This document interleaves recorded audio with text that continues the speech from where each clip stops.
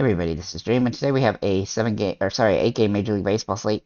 Before I get started, can you guys smash that like and subscribe button? It really does help the channel a lot. We don't look like we have too much weather issues today, so let's go and get into the slate.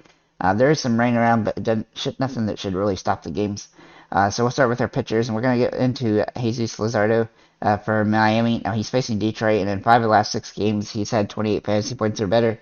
One bad game was versus St. Louis, but he's been over 20 a lot this year. He's the most expensive option on the slate by a lot, but he's in a really good position here against Detroit, and I really do like his upside. Verlander's also in play. He hasn't been as consistent, though, this season, but he is rumored in trades right now and potentially back to Houston. But he's had 3 games over 25 in the past 5 games, and that does give him some upside, especially in plus matchups like this one against Washington. Then we're going to look at Skubal for Detroit. Now, he's only played in 4 games so far this season, and in 3 of those, he's been over 16 fantasy points, 2 over 20. He has some good upside as he has a decent K rate, and he is increasing his pitch count. He's only given up earned runs in 1 game, though it was a bad game against Kansas City. He's got some upside here, and he has some potential to get a win in this situation. Then we're going to look at Civivel sorry for butchering your name, for Cleveland. Now he has some interesting upside here against the White Sox. He's capable of 15 to 20 fantasy point game here. I do like a couple White Sox batters, but he's a good contrarian option today with a low floor, though due to his limited K rate. I think I forgot Maeda for Minnesota against Kansas City. He's been facing a good matchup. He's been facing good matchups throughout the season. He's had 4 games over 23 fantasy points the past 6. Since being back from injuries. He has faced Kansas City in that stretch, scoring 33 fantasy points.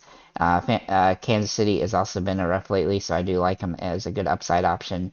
Though he doesn't have the best, ERA and stuff this season, he has some good potential because he has good strikeout rates sometimes.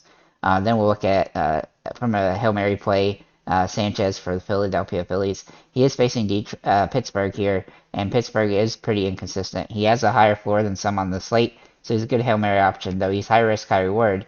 He has no wins, and he's only had 3 quality starts in his 8 starts, but a 10 to 20 fantasy point game is definitely possible here, especially if you can get some strikeouts in the process. Moving into our batters, we're going to start with William Contreras for Milwaukee. Now he is facing the Braves, but he does draw some good metrics here. He's also hitting the ball pretty well. He hasn't had the home runs as much as we'd like, but he definitely has potential, and he did get one in his last game, so I do like his upside here as a result of that as well. He's also had 4 hits in the 2 games against Atlanta, so he has been hitting well in this series. Of course, that's also his former team. Salvador Perez for the Kansas City Royals is in play. He's very boom or bust lately, as he hasn't hit the ball all that well in the last 10 games, but he does have some home run upside, so I do think he's viable here. He is high risk, high reward, though, with that home run potential. Sean Murphy's in play for Atlanta, as he's hitting inconsistent throughout the season, but he does have home run metrics as well, and so him and both Perez are both high risk, high reward options today in really good situations, but just haven't hit the ball well recently. And then I have one more guy, Jeffers for Minnesota. If he draws a start today, he'll be in play. He's hit the ball with a really good batting average over the last 10 games with a 355 average. He's hitting solid. He's getting on base. He's not striking out as much as some other catchers are, and that does give him some upside. He's also had 4 games the last 5 over 10 fantasy points, and he draws a really nice matchup here against Yarborough. Maybe in the first base, we'll look at Matt Olson first. He draws some really good metrics for this game. He has hit a lot of home runs this season. He's had 3 in the last 10 games. He's also getting hits in every game for the most part, but he has been inconsistent getting fantasy points recently. But he does draw good metrics for this game, and I do like his upside here.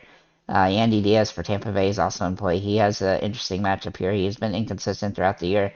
His batting average has really kind of fallen off recently, but he does have good metrics here for this game, and I do like his upside. I think Tampa Bay is a really good stack because they have some cheap options. Luke Raley is one of them.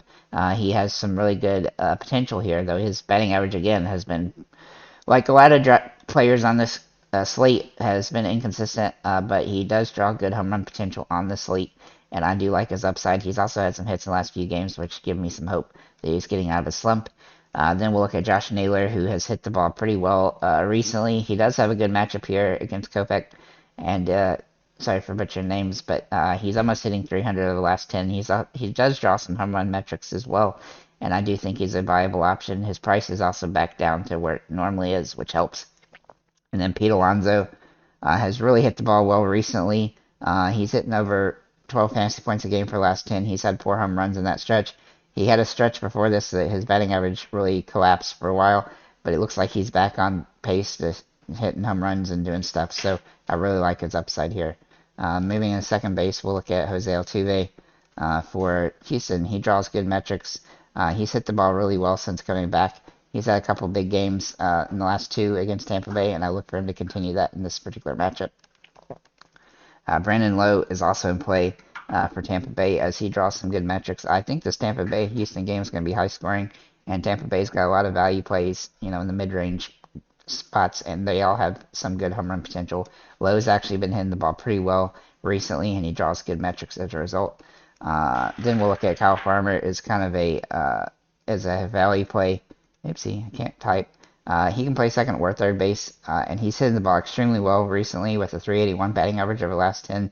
He doesn't have the biggest home run potential, but he does have good hitting upside, and he's scoring fantasy points decently in some games, though he does have a low floor, and that's why he's so cheap, but he has hit the ball really solid when he does start. Then we'll look at Jose Ramirez, for Cleveland at third base. He's hitting very well. He hasn't had the home runs lately, but he has 2 in the last 10 games. He's also getting some stolen bases, which is helping his fantasy points, but he does need to do a little bit more in most games and just have the one-off games where he has 2 home runs. That said, he has good metrics for this game, so I do think he's got some viability, though he does feel a little bit risky. I like Austin Riley a little bit better as he has hit the ball extremely well, having 7 home runs the last 10 games. He has just been absolutely on a tear. He has been hitting the ball extremely good, and he's managed to score fantasy points in most games, though he does have a little bit of a low floor as well, but he's still high reward. Then we'll look at Alex Bregman for Houston. He does draw some good metrics here. He hasn't been hitting as good as Riley, but he's still pretty close. He's had 5 home runs in the last 10 games, and he does have some big games recently, including 2 home runs in the last 3. He also tends to hit against pitchers in Tampa Bay pretty decently, averaging 9.4 fantasy points per game. Then we're going to look at Isaac Paredes for Tampa Bay. I really do like his upside today. He has hit the ball pretty decently throughout the season. Not a great hitter, but decent enough, and he's got home run potential, and he has a little bit of stolen base potential, but he hasn't done that a lot. Though this game is on the road, so that does hurt him a little bit. He has hit very well against Houston this season with 2 home runs in the 4 games against them. I like his upside today. He's one of my favorite plays on Tampa Bay. And you can throw him at third base and then put Willie Castro, who I'm about to talk to now, in the outfield. Willie can play at third base or outfield. He's hit the ball really solidly with a 265 average of the last 10. He's not really a super home run threat, but he's got a stolen base threat, and he's been doing that a lot recently, and he's managed to hit the ball pretty well as well. He's also getting walked a lot, which is giving him a lot of opportunity on the base pass. So I really like his upside in this matchup, and he's just dirt cheap, and he helps you pay for other options. Then we'll look at Correa for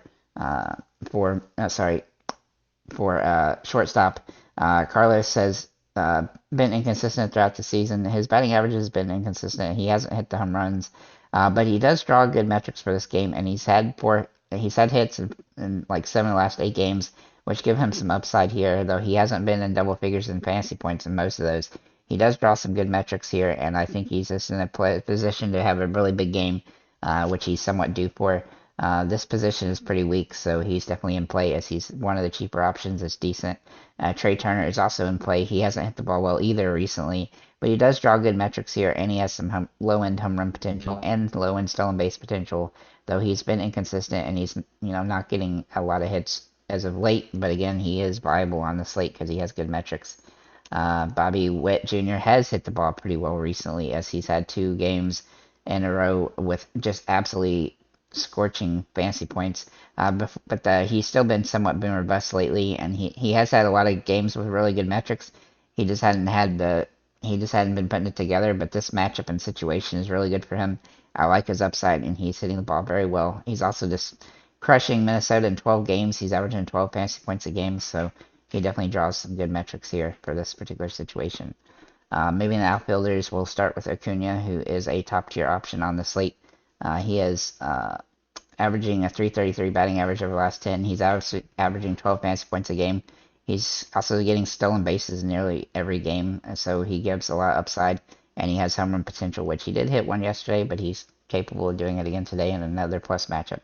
Jordan Alvarez is in play for Houston. Now he's high risk, high. He's very expensive as well, and he hasn't been hitting quite as good as Acuna does, and he doesn't have the stolen base upside, but he does have the home run potential, and he has been hitting them quite a bit. He also had one yesterday, which helped him score 24 fantasy points. He's had 3 in the last 6 games, so that gives him a lot of upside as well. Then we're going to look at Hal Tucker for Houston. He draws some good metrics here. He's also hitting the ball extremely well. He has home run potential and some stolen base upside as well. He's only a little bit less expensive than Alvarez, and while he hasn't hit as many home runs recently as Alvarez has, he does have good metrics to score good fantasy points, probably a little bit higher ceiling than Alvarez does on this particular slate. Christian Yelich is also in play. He has hit the ball very well recently, not even with a lot of home runs. He's had 2 in the last 10 games, but he does draw good metrics in this matchup here.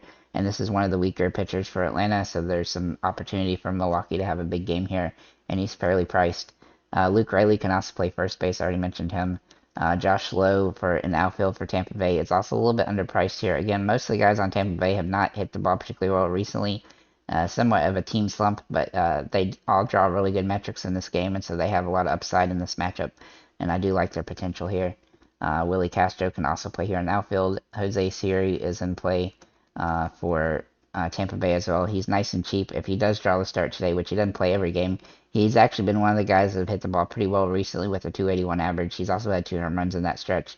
He does have some low stolen base potential, but he's high risk, high reward, as he doesn't have a huge scoring upside unless he does manage to get a home run. Then we'll look at Eloy Jimenez for Chicago White Sox. He is absolutely torching the ball, hitting almost 400 batting average over the last 10 games. He does have home run potential as well, which he does tend to do decently, and he hasn't been striking out much, which is really nice. So that's leading to lots of good hits and gives him a lot of good upside. He's just hitting the ball really solidly lately, and he's got a pretty good matchup here. Then Michael Harris is in play for Atlanta.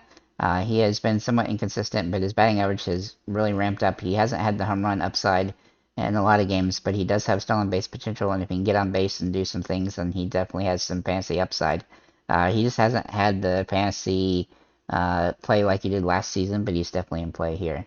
Brandon Nimmo for the Mets is also in play. His batting average has really kind of fallen down as he's been hitting some home runs, which is a little surprising for him, but he does draw some good metrics here, and he has nice upside. He just needs to get some good hits to pay off here. And then last but not least, McCutchen for Pittsburgh. He's kind of a contrarian option. He hasn't hit the ball very well, but he does draw home run metrics for this game, and so I do think he's got some viability. He also has some stolen bases recently, which have some upside, but he hasn't hit the ball particularly great, so he's somewhat of a Hail Mary play on this slate. With that said, guys, thank you for liking, commenting, subscribing. If you have any comments or questions, feel free to leave them below, and have a nice day, guys.